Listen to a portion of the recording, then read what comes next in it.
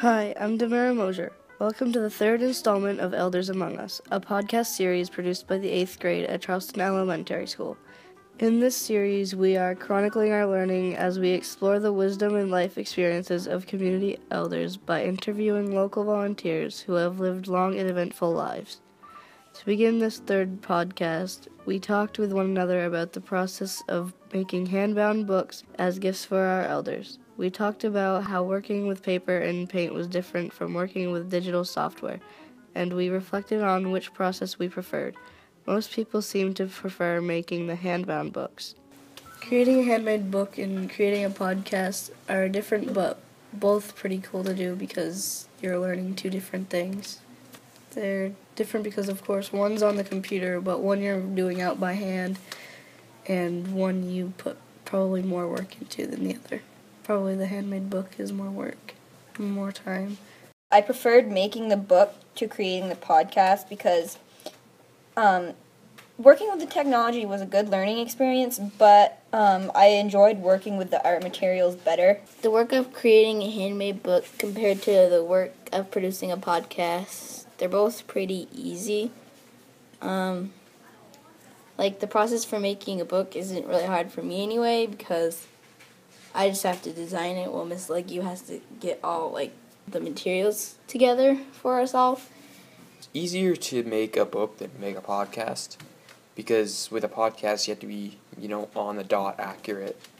Instead of with a book, it's pretty easy. Making a handmade book is different from making a podcast because it's more of a hands-on process. You don't really work with computers, you really just work with your bare hands. I prefer the making the handmade books because it's definitely a lot more fun and you sort of get to personalize them more. We also talked about whether we thought our elders would appreciate receiving the books. Eliza, Alex, Hannah, and Lulu seemed confident that the elders would appreciate and perhaps even cherish the books. I think that they will enjoy receiving the book because it's like a small keepsake for them and something that they can remember this experience with. Well, I'm hoping that he'll appreciate the gesture of the hand-bound book, but since he's blind, I hope he can maybe appreciate it in other ways. I think that my elder will appreciate the book, the handmade book, because we took our time to make it. I think Alice she'll have something cherished for the rest of her life. We also talked about the follow-up interviews, especially whether we felt more comfortable with our elders the second time around. Eliza, Taylor, and I all thought that writing the first draft of the profiles helped us get to know our elders better. Well, after writing the first draft of my profile, I did feel like I knew them better when we visited them the second time, when I visited Marianne the second time. I think writing the first draft of our profile did help me get to know my elder better second time we visited. Because at first, I didn't really know anything about her. And now I know a lot, from when she was young to, now. I think it did help to get to know them because you then know more about them, about their experiences in their life. Most of us thought that the follow-up interview was more comfortable. It was easier and more comfortable. We knew each other and we kind of knew what to expect. I was definitely more comfortable during the follow-up interview because they weren't as much of a stranger as before.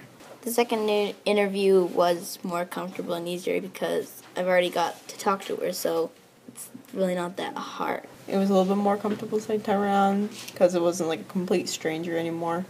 I knew a little bit more information. Taylor and Maria also shared some details that they were happy to get from their follow-up interviews. A piece of information that I got from the second interview is that her mom died when she was 13. And that's a sad thing to know, but I feel like it's kind of an interesting detail. And it changes things, if your mother passes away when you're a teenager compared to if you're an adult. Something that he told me in the second interview that might help in my profile is the information that during his time as mayor of Newport, a big project that he worked on was the waterfront in Newport. He had a big part in that. Another thing we reflected on was whether we thought we might reach out to our elders again, either just to visit them or perhaps to ask for advice. Eliza, Lulu, Zach, and Hannah all said that they could see themselves keeping in touch with their elders. I can confidently say that I would try and make an effort to see Marianne again, and if I was going through a difficult time, I would consider calling or visiting her. If I had the chance and at the time, I probably would try to see my elder, and if not, at least try to keep in contact with her.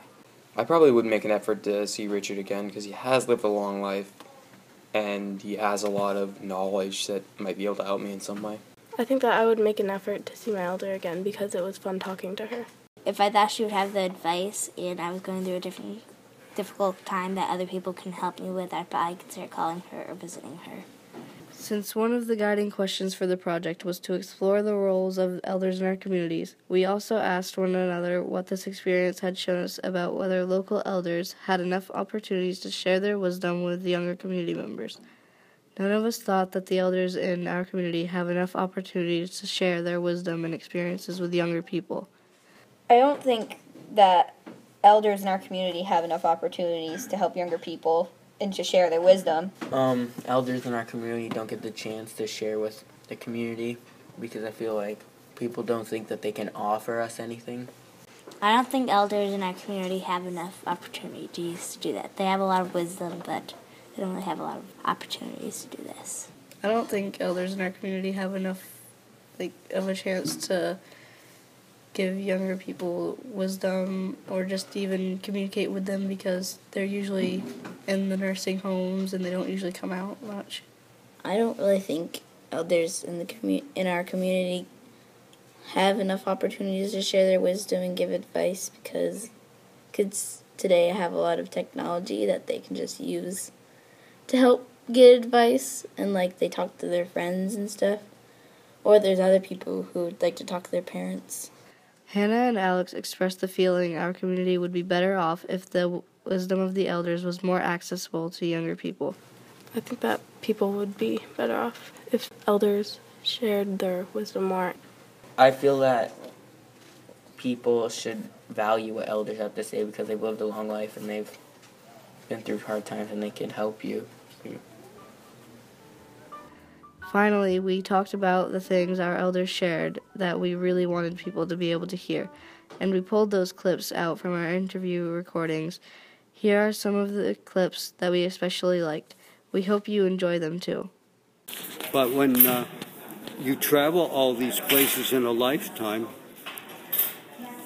you are not so much ignorant because it's just travel and being exposed to what other people think.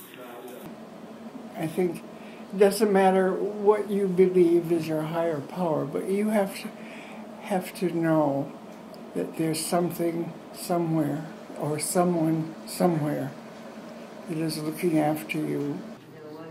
Well, there's wisdom in book knowledge, and that's good to have, and there's wisdom in how you treat your fellow human beings, and that's good to have too.